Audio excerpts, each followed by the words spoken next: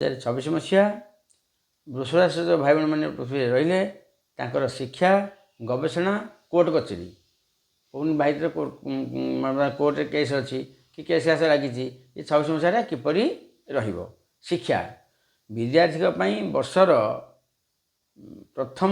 ପ୍ରଥମାର୍ଦ୍ଧ ଖୁବ୍ ଭଲ ରହିବ। ଉଚ୍ଚଶିକ୍ଷା ଯେଉଁମାନେ ବିଦେଶରେ କିମ୍ବା ବଡ଼ ଅନୁଷ୍ଠାନରେ ପଢ଼ିବାକୁ ଚାହୁଁଛନ୍ତି ସେମାନଙ୍କ ପାଇଁ ମେ ମାସ ପରେ ଭଲ ସୁଯୋଗ ଆସିବ।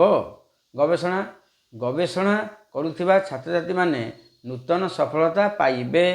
ଶନିଙ୍କ ଶୁଭଦୃଷ୍ଟି ଯୋଗୁଁ ଏକାଗ୍ରତା ବୃଦ୍ଧି ପାଇବ।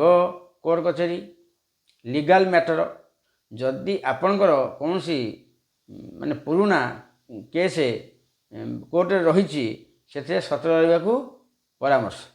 ସତର୍କତା ଅଯଥା ଯୁକ୍ତତର୍କ ଦୂରେଇ ରୁହନ୍ତୁ ଏବଂ କୌଣସି କାଗଜପତ୍ର ଦସ୍ତଖତ କରିବା ପୂର୍ବରୁ ଭଲ ଭାବେ ଭାବିଚିନ୍ତି ପଢ଼ି ଠକାମିରେ ପଡ଼ିଯିବେ।